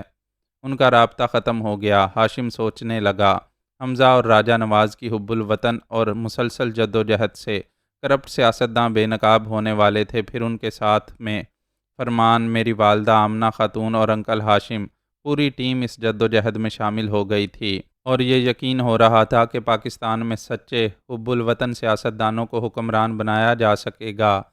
لیکن حالات بتا رہے تھے کہ ایسے وقت دولت، طاقت اور وسیع ذرائع کام آتے ہیں، اور یہ سب کچھ خفیہ ہاتھ کے پاس تھا تو ڈاکٹر آمنہ اور ہاشم کے پاس بھی تھا، اور ایسے ہی وقت یہ بات سمجھ میں آتی ہے کہ دولت، طاقت اور وسیع ذرائع کے مقابلے میں سیاسی چال بازی سب سے زیادہ اہم ہوتی ہے۔ خفیہ ہاتھ نے ٹھیک الیکشن سے پہلے حمزہ اور راجہ نواز کو غائب کرا دیا تھا یا ہلاک کرا دیا تھا۔ اس نے جو بھی کیا ہو سیاسی چال خوب چلی تھی۔ جب حمزہ اور راجہ نواز جیسے سپاہ سالار نہ ہوں تو پوری فوج کس لائن آف ایکشن پر جنگ لڑتی؟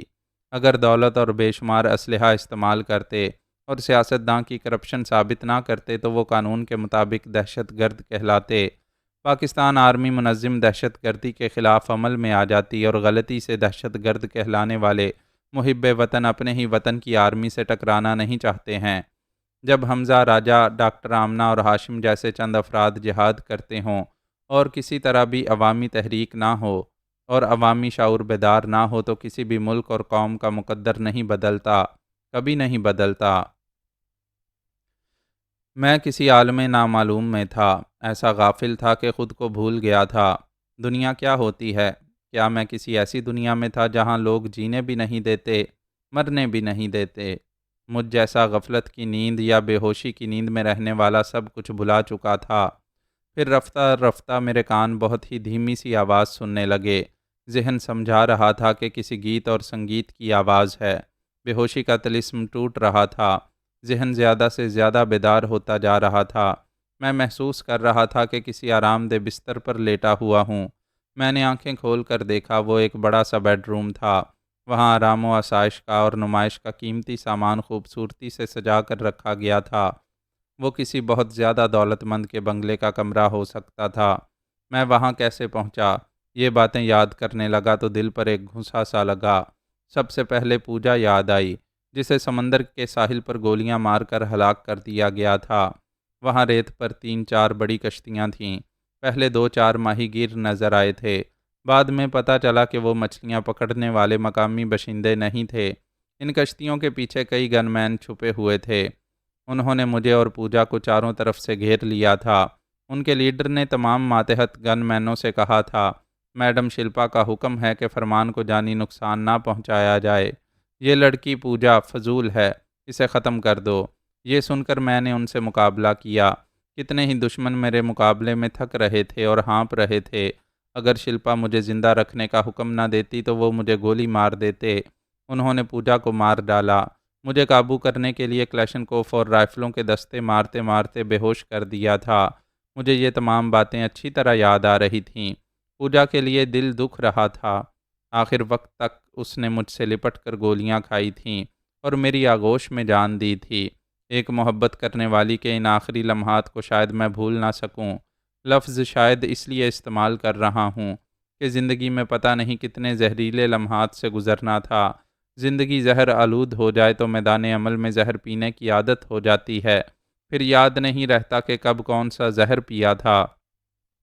اس وقت میں نے غصے سے مٹھیاں بھینچ لیں۔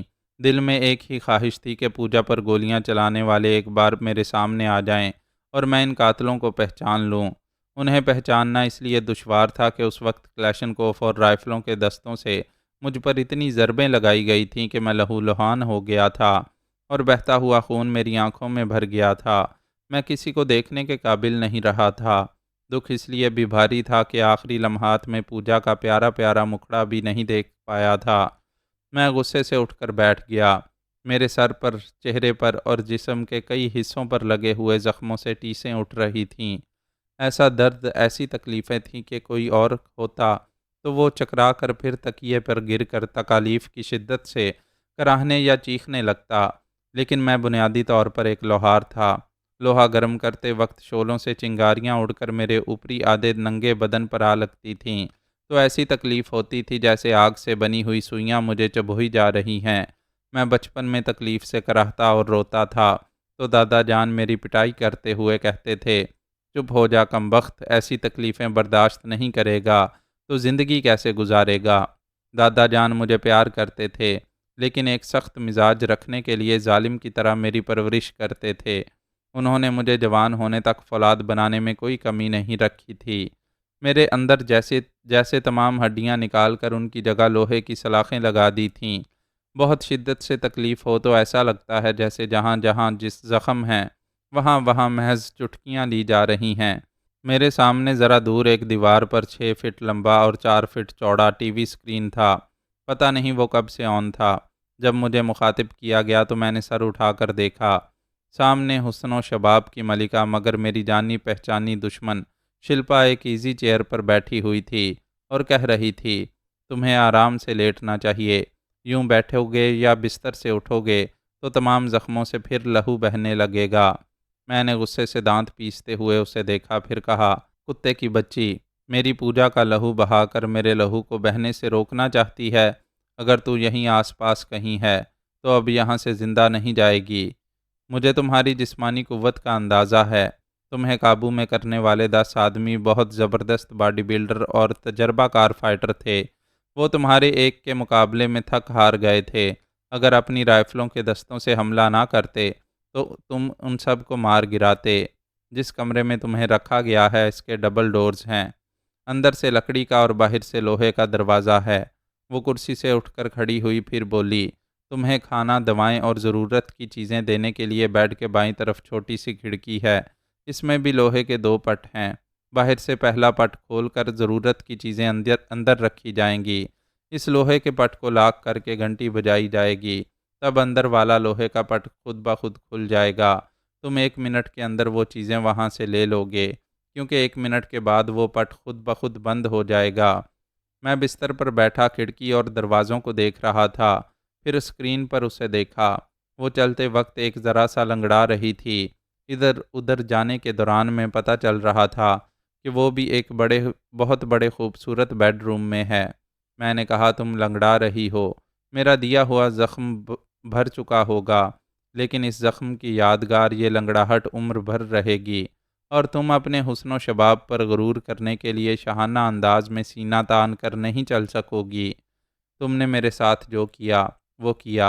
अब तुम्हारे साथ क्या होने वाला है वो तुम देखते रहोगे। रोज़ आईना देखते रहो। एक माह के अंदर तुम्हारे इस पहाड़ जैसे जिस्म को हड्डियों का ढांचा बना दिया जाएगा।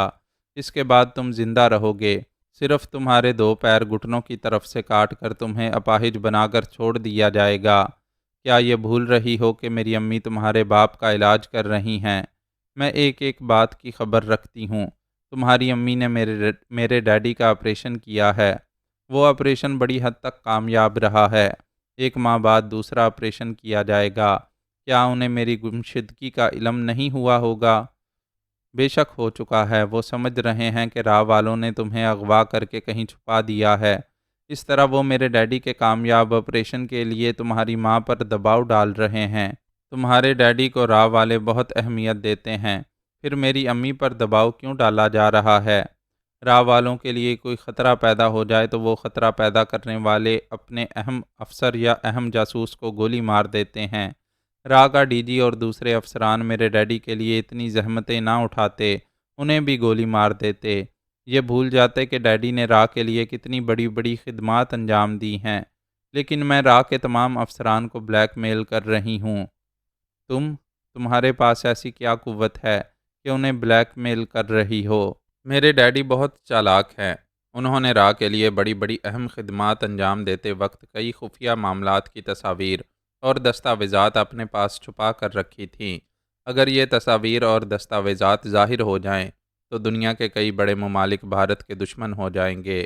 भारत और इसराइल ने जो मुश्तरका खुफिया प्लानिंग की है, उसके ज़रिए पाकिस्तान, तिब्बत और चीन को किस तरह रफ्ता रफ्ता कमज़ोर बनाकर अमेरिका बहादुर के लिए चीन तक पहुंचने का रास्ता साफ़ किया जाएगा। इसी तरह के कई राज मेरे डैडी ने मुझे छुपाने के लिए दिए थे। मैंने राह वालों को धमकियां दी हैं कि मेरे डैडी को मुकम्मल तौर पर दोनों पैरों से चलने फिरने के काबिल ना बनाया गया तो उनके तमाम टॉप सीक्रेट्स दुनिया वालों के सामने ले आऊँगी। फिर जमहूरिया चीन की जवाबी कार्रवाई इन सब के लिए महंगी पड़ेगी। कालिया शैतान है और तुम शैतान की बेटी हो। अपने बाप को बचाने के लिए ज़बरदस्त जद्दोजहद कर रही हो। राह वालों पर मेरे अगवा का इल्ज़ाम लगाकर उन्हें और ज़्यादा उलझा रही हो। एक तरह से ये कह सकते हो, लेकिन तुम्हारे अगवा का मकसद ज़ाती इंतकाम है। तुमने मेरे डैडी को पैरों से अपाहिज बनाया और मेरे एक पैर में गोली मारकर मुझे तमाम उम्र के लिए लंगड़ा बना दिया। अच्छा, तो तुम इंतकाम लेने के लिए मुझे यहाँ लाई हो। मैंने तो सारी दुनिया के सामने तुम्हारे बाप को अपाहिज और तुम्हें लंगड़ा बनाया था, मगर तुम छुपकर इंतकाम ले रही हो। तुम्हारे कमरे में खुफिया टीवी कैमरे हैं। तुम्हें जितने आराम से रखा गया है, इतनी ही बेरहमी से तुम पर टार्चर किया जाएगा। اور روز کا یہ پروگرام ویڈیو کیسٹ میں محفوظ کیا جائے گا۔ تمہارے دونوں پیر سب سے آخر میں کاٹے جائیں گے۔ اس ویڈیو کیسٹ کی کئی کاپیاں تمہاری ماں اور گاڈ فادر ہاشم وغیرہ کو بھیج دی جائیں گی۔ مجھے ٹارچر کرنے، مجھ پر تشدد کی انتہا کرنے کے لیے جو لوگ میرے قریب آئیں گے، ان کا انجام کیا ہوگا، یہ سوچا ہے؟ وہ مسکرا کر بولی، شیر کے جبڑے میں ہاتھ ڈالنے سے پہلے تدبیر سوچ لی ہے۔ میں اس سے بات کر رہا تھا اور اس کے بیڈ روم کی ایک ایک چیز کو توجہ سے دیکھ رہا تھا۔ شلپا نے گھڑی دیکھ کر کہا، ڈاکٹر کی ہدایت کے مطابق تمہاری دواؤں کا وقت ہو گیا ہے، لیکن پہلے کھانا کھاؤ گے پھر دوا استعمال کرو گے۔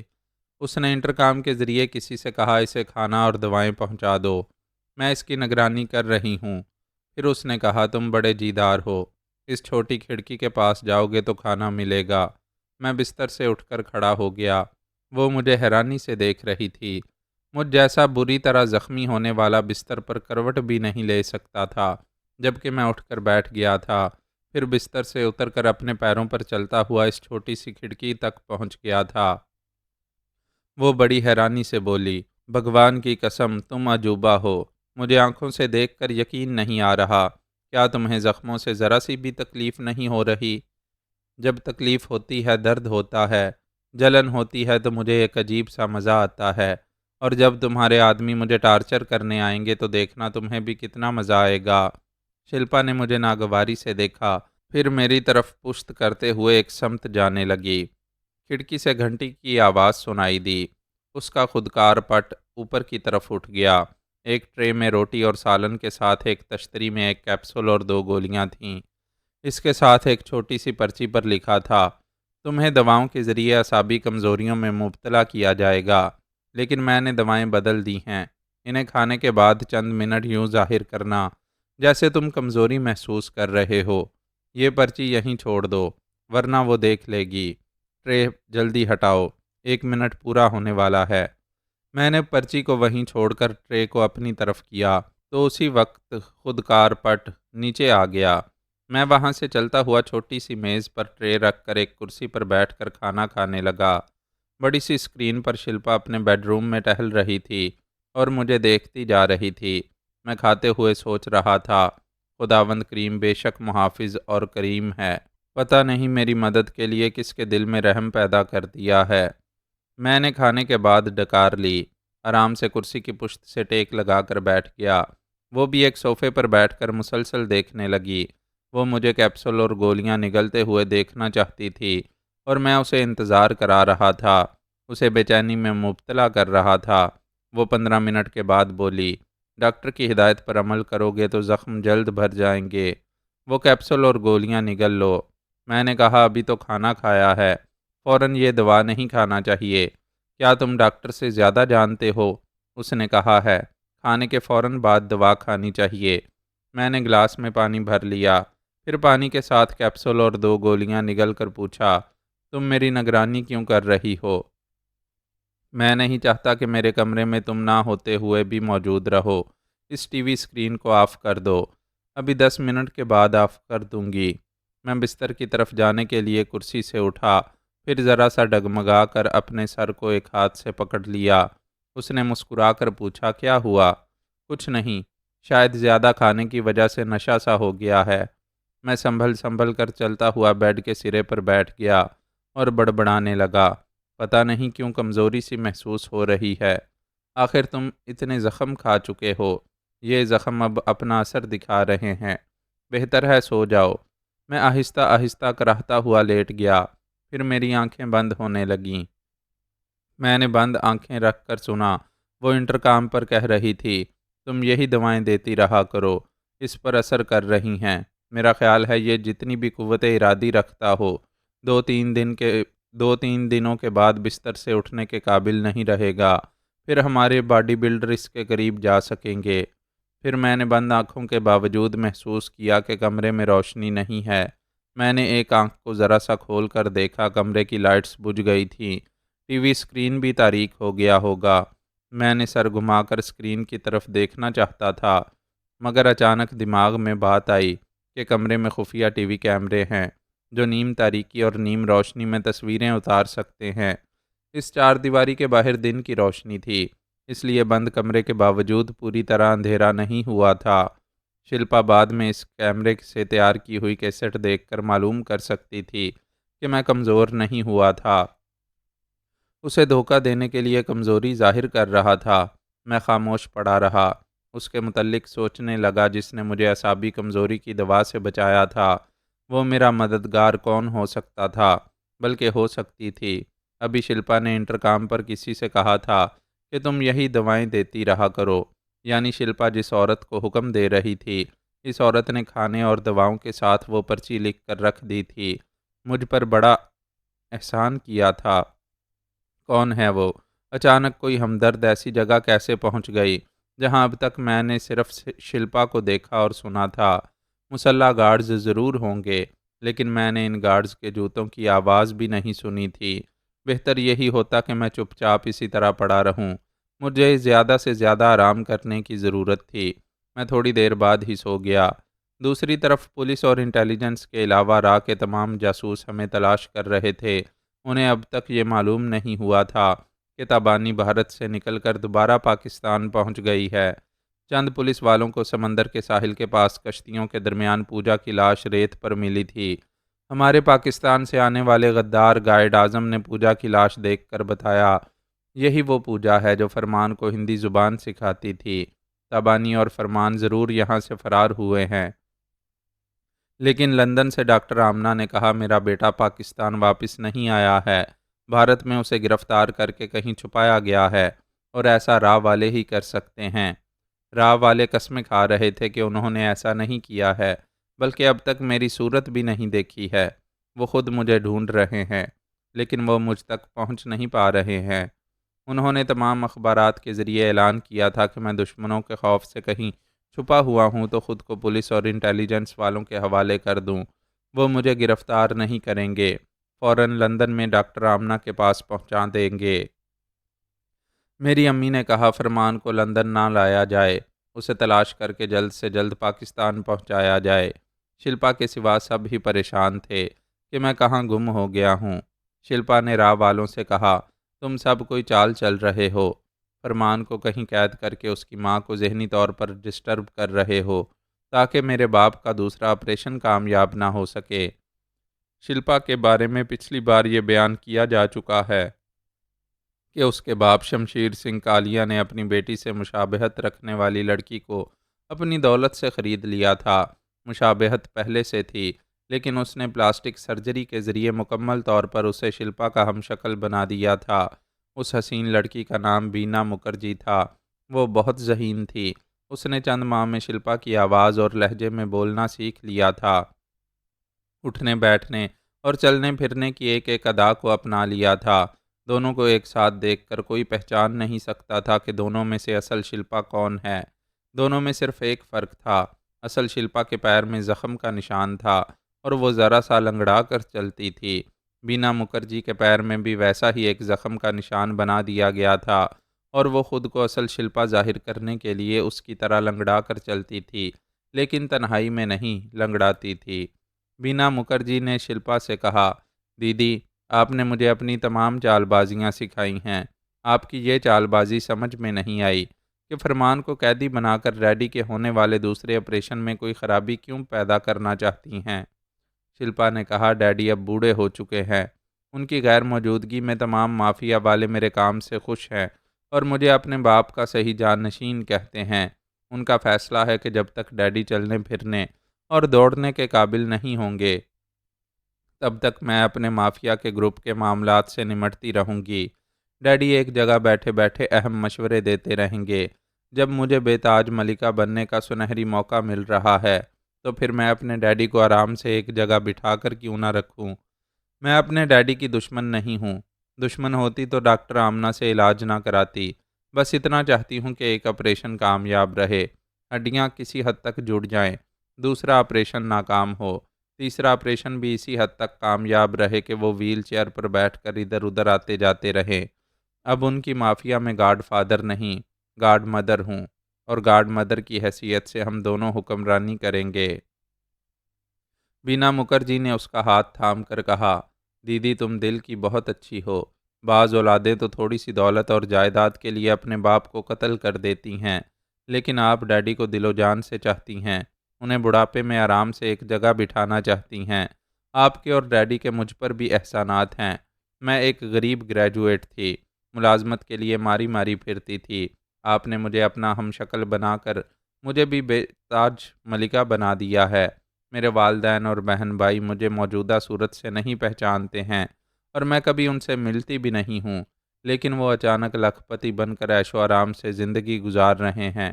میں تو ساری زندگی آپ ہی کے قدموں میں رہوں گی۔ ایسا کہتے وقت دروازے کے پاس کوئی چیز گرنے کی آواز آئی۔ بینا مکھرجی فوراً ہی اپنی جگہ سے اچھل کر ایک پستول نکالتے ہوئے دوڑ کر دروازے کے باہر آئی۔ شلپا بھی اس کے پیچھے لنگڑاتی ہوئی پہنچی۔ دروازے کے پاس فلاور سٹینڈ سے ایک گلدان گر کر ٹوٹ گیا تھا۔ بینا نے کہا، دیدی تم کچن میں جا کر دیکھو وہ کھانے پکانے والی ملازمہ کیا کر رہی ہے، میں باہر جا کر دیکھتی ہوں۔ وہ دوڑتے ہوئے اس بنگلے کے مختلف حصوں سے گزر کر سیڑھیاں اترتے ہوئے بیرونی دروازے کے باہر آئی تو ایک کار احاطے کے باہر تیزی سے گزرتی دکھائی دی۔ اس نے دونوں ہاتھوں سے پستول کو تھام کر نشانہ لیا، لیکن ٹریگر دبانے سے پہلے ہی کار دور ہوتی چلی گئی۔ احاطے کی دیوار آڑے آ گئی تھی۔ فائرنگ کے نتیجے میں وہ کار محفوظ رہتی، پھر وہ اتنی دور ہو گئی کہ گولی وہاں تک نہیں پہنچ سکتی تھی۔ وہ دونوں پھر کمرے میں واپس آئے۔ شلپا نے کہا، ملازمہ کچن میں مسالہ پیس رہی ہے، کیا تمہیں کوئی نظر آیا؟ ایک کار میں کوئی تھا یا تھی؟ ایک کار گیٹ کے قریب سے جا رہی تھی۔ وہ کار شوٹنگ رینج سے باہر تھی، اس لیے میں نے گولی نہیں چلائی۔ اس دن سے وہ دونوں محتاط ہو گئیں۔ کوئی دشمن ان کے پیچھے لگا ہوا تھا اور اسے معلوم ہو گیا تھا کہ دونوں ہم شکل شلپا اس بنگلے میں ہیں۔ یہ خطرناک ہو سکتا تھا اگر وہ راز جاننے والا دشمن گرفت میں نہ آئے۔ ان دونوں نے اسی دن وہ جگہ چھوڑ دی جہاں مجھے ایک کمرے میں قیدی بنا کر رکھا گیا تھا۔ وہ شلپا کی سب سے محفوظ اور خفیہ جگہ تھی۔ بعد میں پتہ چلا کہ سینٹرل ممبئی میں ایک بڑا سا بنگلہ ہے۔ اس کا مالک رتنم راؤ ایک بہت بڑا بیوپاری امریکہ میں اپنی فیملی کے ساتھ رہتا ہے۔ سال دو سال میں ایک بار بھارت آتا ہے۔ پولیس اور انٹیلیجنس والے بھی یہی جانتے تھے۔ راؤ والوں نے ایک بار انکوائری کی تھی۔ راؤ کے ایک ایجنٹ نے امریکہ میں رتنم راؤ سے ملاقات کی تھی۔ ٹورنٹو میں اس کا ایک بہت بڑا جنرل دیکھا تھا جہاں بھارتی دستکاری کے آئٹم زیادہ فروخت ہوتے تھے۔ دراصل شمشیر سنگھ کالیا کا ایک معتمد خاص رتنم راؤ اس کے ایک ایجنٹ کے طور پر وہاں رہتا تھا۔ وہ اپنی بیوی اور بچوں کے ساتھ سینٹرل ممبئی کی کوٹھی میں آتا تھا۔ اس کے درمیانی حصے میں کوٹھی کے اندر ایک کوٹھی بنی ہوئی تھی، یعنی اس کوٹھی کے چاروں طرف کمرے اور کوریڈور تھے۔ ایک انجینئر نے بڑی مہارت سے اس کمرے کی دیواریں یوں تعمیر کی تھیں کہ اندرونی حصے میں 3 بڑے کمروں کی ایک کوٹھی بن گئی تھی۔ وہ خفیہ کوٹھی ساؤنڈ پروف تھی، کوئی جاسوس اس راز تک نہیں پہنچ پایا تھا۔ راہ والوں کو ذرا بھی شبہ ہوتا تو وہ اس اندرونی خفیہ کوٹھی تک ضرور پہنچتے، پھر وہ تمام اہم راز کیسٹ اور دستاویزات کی صورت میں حاصل کر لیتے جن کے ذریعے شلپا انہیں بلیک میل کر رہی تھی۔ میں اسی اندرونی خفیہ کوٹھی میں ایک قیدی کی حیثیت سے تھا۔ وہاں کی دیواروں پر سینما اسکرین کی طرح بڑے بڑے ٹی وی اسکرین، خودکار کھڑکیاں، دروازے اور جدید آلات تھے۔ میں وہاں بیڈ پر لیٹ کر سوچ بھی نہیں سکتا تھا کہ کوٹھی کے اندر موجود خفیہ کوٹھی میں ہوں، جہاں ہلکی آواز میں بولا جائے یا چیخیں ماری جائیں تب بھی آوازیں اس ساؤنڈ پروف کوٹھی سے باہر نہیں جا سکتی تھیں۔ معزز سامعین، اپنے اس چینل کو سبسکرائب کریں اور بیل آئیکن کا بٹن پریس کریں تاکہ ہر نئی آنے والی ایپیسوڈ آپ تک بر وقت پہنچ سکے۔ شکریہ۔